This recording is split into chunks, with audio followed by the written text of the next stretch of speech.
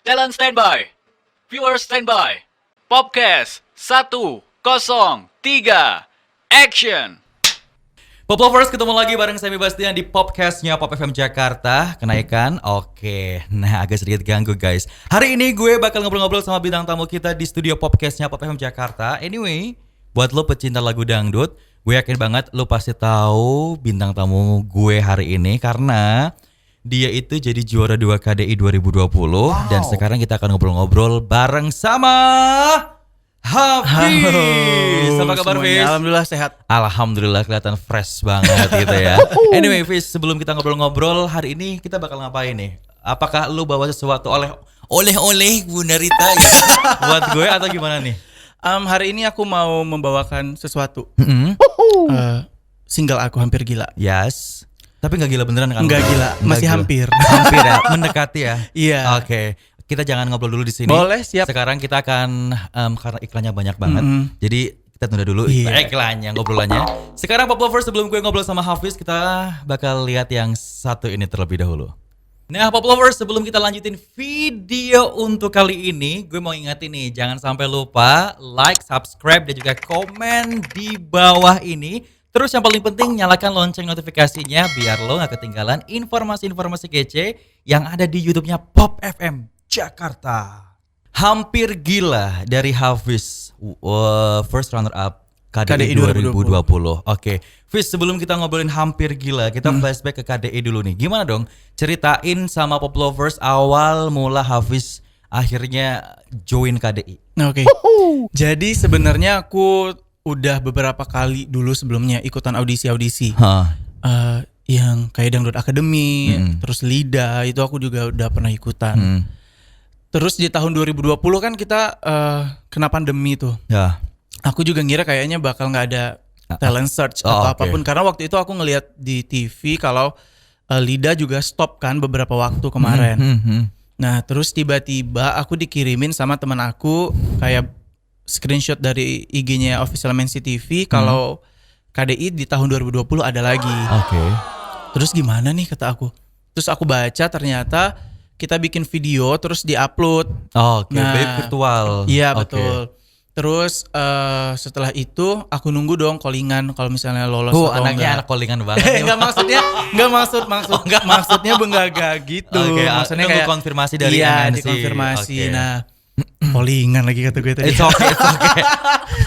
Oke, dikonfirmasi lah. Akhirnya aku lolos tuh yang di tahap satunya penyaringan video. Terus masuk lagi by Zoom. Oke. Setelah by Zoom lolos lagi, akhirnya aku judging artis di Jakarta. Oke, itu by Zoom jadi lu nyanyi juga di depan Nyanyi, judges? iya. Judgesnya kebetulan kayak tim KDI-nya gitu lah, ada produsernya, oke. ada tim kreatifnya gitu.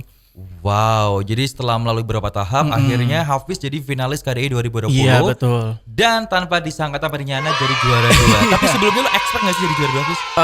Sebenarnya aku sama sekali nggak pernah kepikiran buat jadi juara 2 ya. Tapi aku pernah kepikiran kalau aku pasti bakal lolos di KDI 2020. Oke. Udah pede banget tuh. Karena Karena it's okay. Karena gini, kita hidup di era milenial. Kalau kita gak pede, kita akan diinjek-injek men. jadi ya kan? yang saking pedenya aku lolos, aku udah nyiapin satu koper yang aku bawa ke Jakarta. Itu isinya baju aku semuanya, kayak beberapa setelan jas, terus baju-baju harian, sepatu udah aku siapin karena aku udah pede banget kalau aku bakal lolos di KDI 2020. Oke. Waktu itu. Wow. And then finally lu lolos juga. Lolos. Dan gak sia-sia packing ya.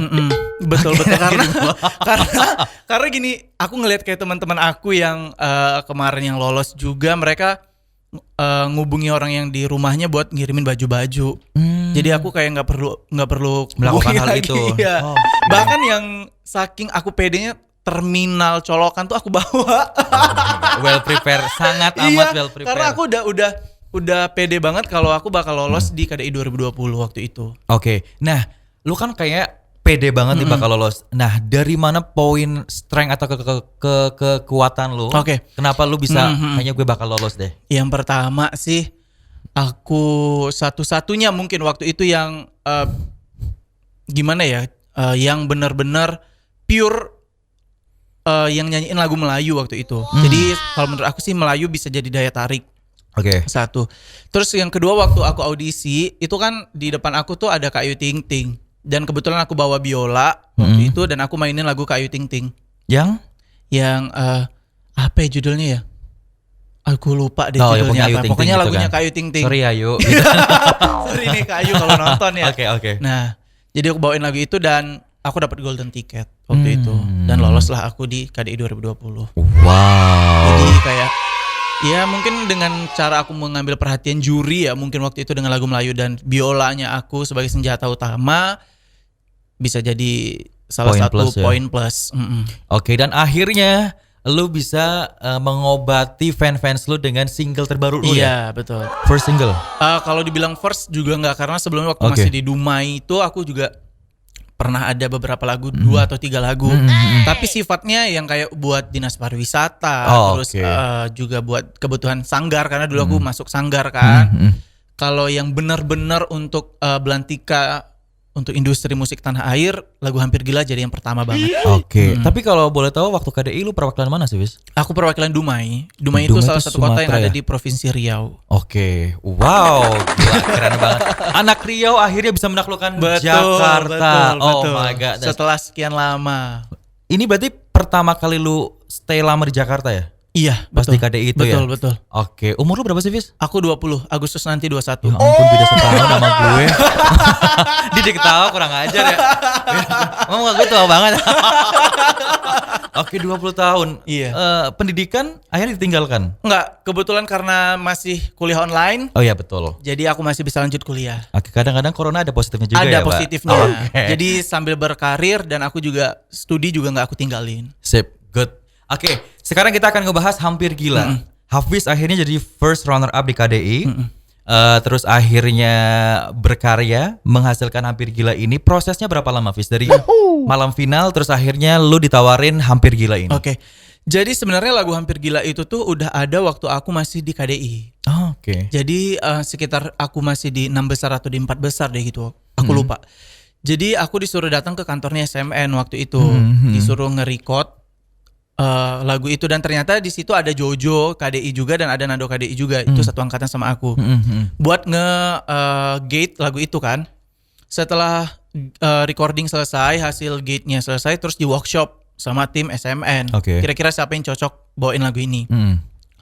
Dan terpilih aku alhamdulillah buat membawakan lagu Hampir Gila ini. Dan mungkin tim produksi dan tim SMN sendiri mungkin ngerasa kalau lagu ini kan genrenya pop Melayu. Sementara aku basically penyanyi Melayu dan mungkin dirasa seperti ada kecocokan karakter lagu dan vokal aku. Akhirnya akulah yang diamanahkan untuk bawain lagu ini. Oke, prosesnya berarti lumayan lama atau sebentar? Kalau proses apanya? Proses dari lu baca liriknya, terus hanya rekaman, terus hanya jadi. Alhamdulillahnya lagu Hampir Gila ini tuh easy listening banget. Yes. Jadi sekali dua kali dengerin kita pasti udah hafal melodinya, liriknya juga gampang banget. Marketing nih guys. Marketing nih sambil juga, menyelam minum air. Iya, juga gampang banget buat dicermati liriknya. Jadi ketika itu aku masih kontes sibuk mikirin lagu yang aku konteskan, terus yang lagu Hampir Gilanya jadi kayak nggak terlalu susah lah. Oke. Jadi sebenarnya waktu lu 6 besar itu Hampir Gila ini udah di-announce sama finalis. Udah. Oke, jadi dari pihak MNC ini adalah salah satu lagu nanti yang akan dibawakan sama kalian gitu-gitu. Jadi waktu itu ada 3 orang, ada aku, Jojo dan Nando. Oke, itu kandidatnya. Iya, kandidatnya. Wow. Terus ada kesulitan nggak pada saat lu rekaman Hampir Gila ini? Nah, kalau untuk kesulitannya sih gini ya, lagu ini kan pop Melayu, tapi unsur popnya juga terasa banget ya. Karena basically aku penyanyi dangdut, penyanyi Melayu. Gimana cara aku nge-build lagu ini dengan nuansanya yang pop banget? Nah, di situ yang agak sulitnya. Gimana cara aku membuat nuansanya terasa pop dan gimana juga cara ngebikin lagu ini Melayunya juga tetap terasa.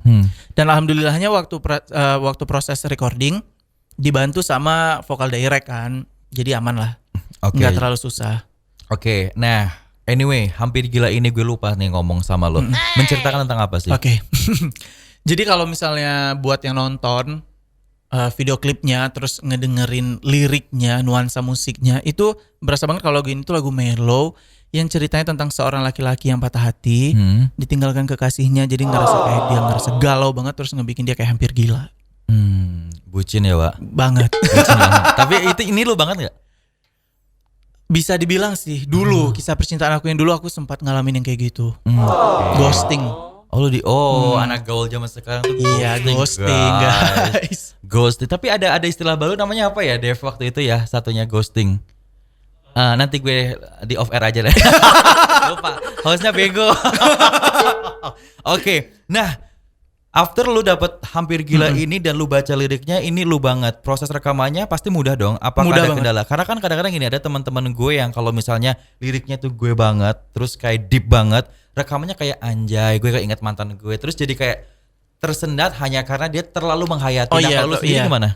Aku sih nggak nyampe yang gitu banget ya, nggak nyampe yang sampai nangis rekamannya enggak. Karena basically ini lagunya juga nggak yang terlalu Iya, lagu ini mendayu-dayu banget ya. Lagu ini tuh sifatnya yang lebih kayak mengutarakan kayak kekesalan sih, lebih kesel, marah tapi yang nggak bisa marah banget gitu. Oh, gue tahu nih kalau gini kenapa nggak anjay. Kan sama mantan kan. Oke. And then lanjut. Nah, jadi untuk proses rekamannya aku cuman yang kayak lebih mendalami nuansa musiknya untuk dapetin feel-nya. Karena kalau aku mengingat kisah waktu aku yang dulu-dulu mungkin aku jadi bad mood. Oh. Keinget, mungkin ya keinget, waktu itu. Okay. Nah, tapi itu yang lu maksud di sini mantan terindah lo atau bukan? Enggak juga sih, karena kalau kurang ajar aku enggak, dalam hidup aku tuh enggak pernah ada mantan terindah. Oh, iya, bagus, karena kalau good. udah mantan ya udah bungkus. Good. Gue blank dia. Gue blank. Hanya dia dan dia yang tahu. Oke, lanjut. Oke, lanjut, Pak. Gak ada mantan terindah. Gak ada mantan terindah. Oke, anyway kalau ngomongin Hampir Gila, gue udah nonton video klipnya dan di situ lu jadi petinju. Petinju, boxer. betul. Nah, Iya. ini ide dari siapa nih kalau boleh tahu? Jadi Menarik sebenarnya ada kisah yang menarik ya di video klip ini. Tadinya tim produksi dari Star Media Nusantara dan Suara Bintang pengen bikin yang ala-ala trekan motor-motoran gitu, balap-balap anak gitu. motor. Iya. Takut ada Satpol PP.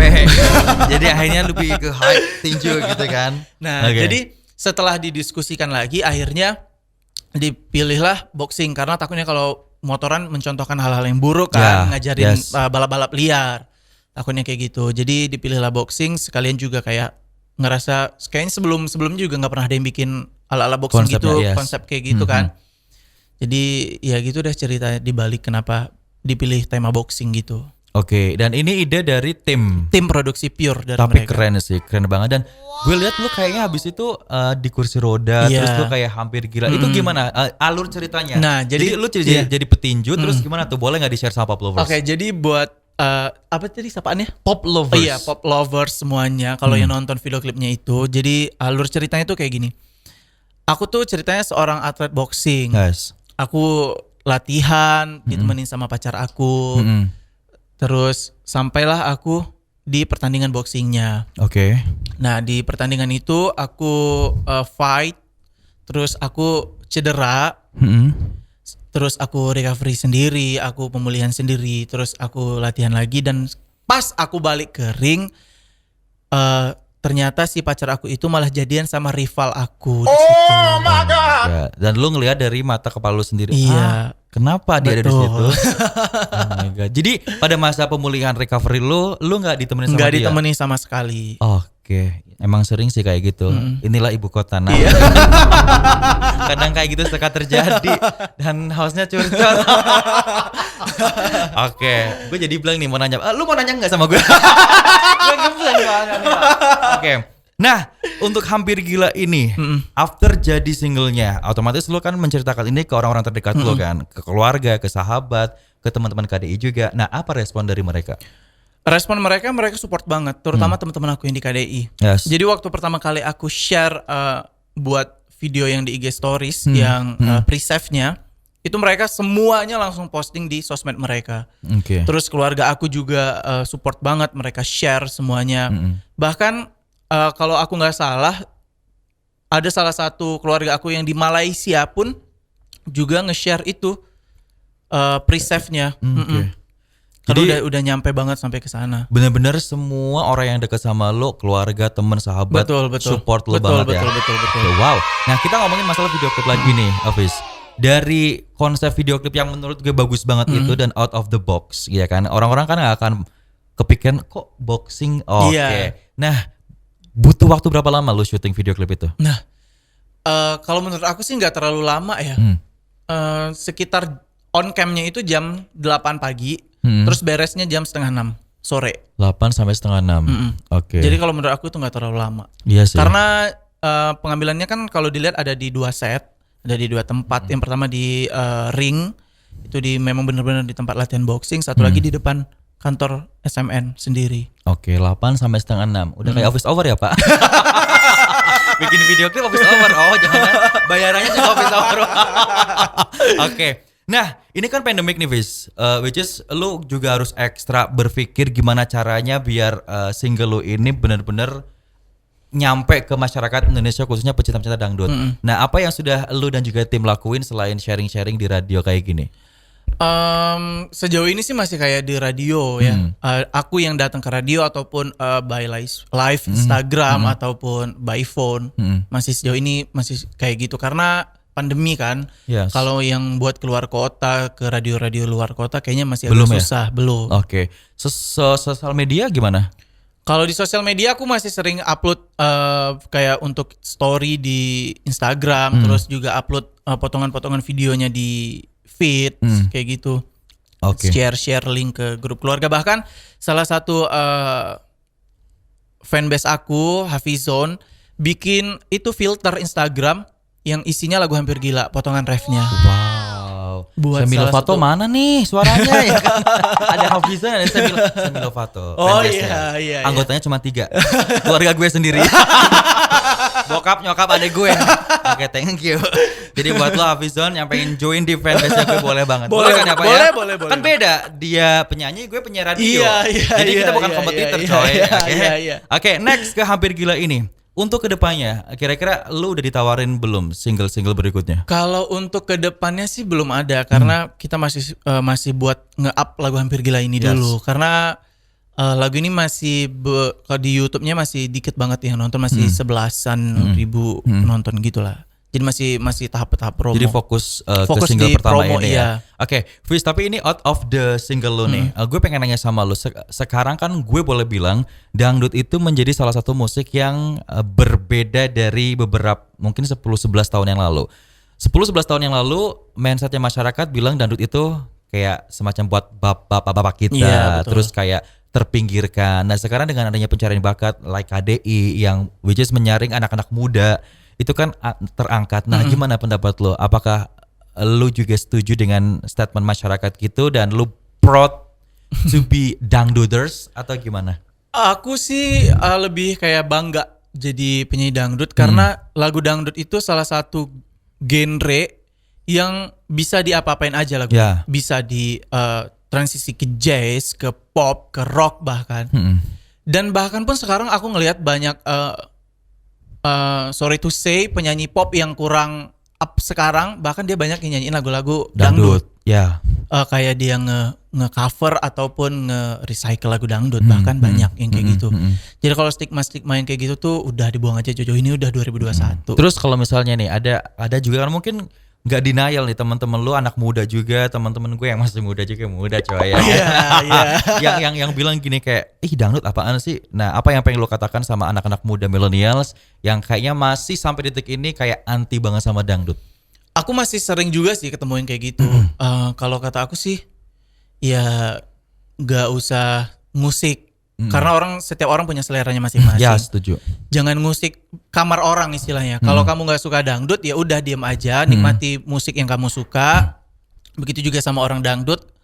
Jangan tersinggung sama ucapan dia karena balik lagi itu selera kan. Kita nggak bisa maksain si A suka makan pedas karena kalau dia emang benar-benar nggak suka makan pedas ya udah nggak usah dipaksa kayak gitu. Yes. Yang ada nanti mual, Wak. Betul. Ya kan? Nah, ini sekarang kembali ke Hafiznya sendiri. Lu kan tadi mengatakan bahwa awal pertama lu nyanyi terjun itu kan dari Melayu. Nah, sekarang ini ada Hampir Gila yang genrenya pop Melayu.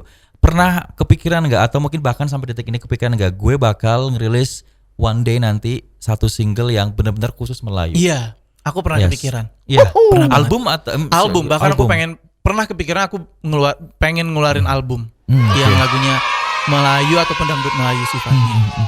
Pengen banget sih karena aku ngelihat sekarang tuh kan kayak yang sedang naik-naiknya kan lagu-lagu Jawaan. Ya. Nah, jadi pengen banget ngasih penyegaran lah di industri ini gitu. Betul. Tapi kalau ngomongin masalah skills lu sendiri dalam nyanyi ini, pertama kali lu bisa nyanyi itu apakah lu dilatih sama nyokap bokap atau emang benar-benar di kamar mandi kayak gue kan suara gue enak banget nih. Oh iya. Iya kan? Hai. Jadi audisi itu ditolak karena saking enaknya, ya kan? Jadi akhirnya gue ya udahlah penyiar radio aja, MC aja. Nah, itu siapa yang menyadari akhirnya lu kok suaranya bagus sih, Fis? Gitu. Jadi dulu itu aku masih kecil banget ya. Untuk mulai nyanyi-nyanyi gitu tuh masih kayak umur berapa ya? Lu lahir tahun berapa sih? Aku kelahiran tahun 2000. 2000. Ya benar kan? Gue 99, gue 2000. Teman-teman gue lah. 2000. Kayak gini ya, orang kalau misalnya gue masih mending kan tahun gue enggak usah sebut tahunnya ya. Kayak dulu dangdut kan masih ya itu kan. Kalau sekarang kan lu kan 2000. Which tahun 2000 itu kan lu gede itu EDM kan lagi merajai. Betul. Nah, lu kenapa memilih Melayu? Nah, gimana yang tuh? Menariknya tuh gini, kenapa aku juga nggak tahu ya, mungkin karena ini dulu. Waktu masih kecil itu aku udah dibesarkan dengan lagu-lagunya Datuk Siti Nurhaliza. Oh, oke. Jadi kayak album-album Cindai, terus album Sahmura dan masih banyak lagi. Sampai sekarang di rumah masih ada tuh DVD-nya lagu Datuk Siti Nurhaliza.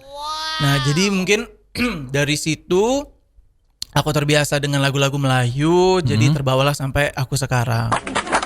Oke, tapi itu Melayu bener-bener pure lu suka dengan Melayu. Suka. Kalau gue gini dulu, gue suka sama dangdut gara-gara bokap gue kalau pagi itu udah kayak orang hajatan. Kenceng banget. Muter lagu dangdut itu. Akhirnya gue kayak apaan sih? Oh, oke. Akhirnya gue menikmati. Nah, lu sendiri gimana? Mungkin aku dulunya kayak gitu. Karena Oke. mungkin aku masih kecil banget ya. Jadi kayak terbiasa dengan itu dan kayak ternyata enak nih lagu ini. Dan mulai coba nyanyi-nyanyi kecil-kecil. Akhirnya mungkin kayaknya orang tua aku deh yang pertama kali menyadari kalau aku punya bakat buat nyanyi. Oke, wow. Jadi guys, kalau misalnya lu punya apa ya, boleh dibilang dalam hati lu, lubuk hati lu paling dalam punya skill dalam bernyanyi atau apapun itu, jangan malu-malu dan segan-segan untuk di-share sama orang lain. Betul. Karena kadang-kadang gini, masyarakat Indonesia itu suka merasa dirinya mampu, tapi untuk show off itu dia takut akan rejection. Betul. Nah, lu punya tips nggak, Fis? Apalagi kita kan dari daerah tuh. Terus kayak kadang-kadang orang daerah, aduh mampu nggak ya gue kayak bertahan di Jakarta, terus kemudian kayak kasarannya tuh benar-benar menguasai ibu kota dan akhirnya survive di sini. Kan gue anak kampung, kan gue gini nggak ada keluarga dan sebagainya. Tips dari lo yang emang notabene dari daerah terus akhirnya ke ibu kota dan sekarang survive gimana tuh? Kalau buat yang teman-teman yang misalnya masih di daerah yang pengen masuk ke dunia entertain, kalau tips dari aku sih gini, lebih cari sesuatu di dalam diri teman-teman semua yang beda dari yang lain. Contoh, kalau aku waktu itu waktu audisi aku membawakan lagu Melayu dan biola. Aku ngerasa kalau itu salah satu uniqueness-nya lo ya. Iya, betul. Salah satu yang berbeda dari orang lain. Mungkin teman-teman juga bisa menyadari itu, pasti setiap orang punya sesuatu yang beda dari dirinya gitu. Yes. Itu sih tips aku buat teman-teman semua. Dan yang paling terpenting percaya diri sih. Setuju. Kayak aku tuh yang tadi aku bilang kan, aku udah nyiapin koper yang isinya baju karena aku saking pedenya buat lolos di KDI 2020. It's okay, kadang-kadang kalau misalnya bukan dari diri kita yang menyemangati, siapa lagi? Betul, ya kan? betul. Karena somehow teman-teman kita, sahabat kita juga kadang-kadang suka kayak, emang lu bisa ya? Iya, Emang betul. gitu kan? Terkadang yang ngerendahin semangat kita justru orang-orang terdekat kita. Betul banget. Wow, anyway thank you so much, Fis. Iya. Sudah sharing-sharing di studio Pop FM-nya Jakarta. Pop FM-nya Jakarta. Studio podcastnya Pop FM Jakarta. Dan udah sharing tentang single terbarunya Hafiz, Hampir Gila. Anyway, kalau misalnya Pop Lovers pengen dengerin, pengen lihat YouTube-nya, video klipnya, bisa share di mana tuh? Buat teman-teman yang pengen nonton video klip Hampir Gila, teman-teman bisa langsung ke YouTube channelnya Suara Bintang. Dan lagu Hampir Gila juga udah ada di semua music digital platform. Jadi bisa didengerin di Joox, Spotify, Apple Music, dan segala macamnya. Ramaikan guys, jangan sampai lupa yang lihat di YouTube, like, subscribe, dan komentar positif. Betul. Oke, demi mendukung musik dangdut yang go international insyaallah. Betul, amin. Oke deh, once again Hafiz, thank you so much. Iya. Pop Lovers, thank you juga sudah nonton kita berdua, seru banget. Nanti gue juga bakal main games bareng sama Hafiz, tapi di next episode. Makanya subscribe, like, dan juga komentar YouTube channelnya Pop FM Jakarta. Bye-bye.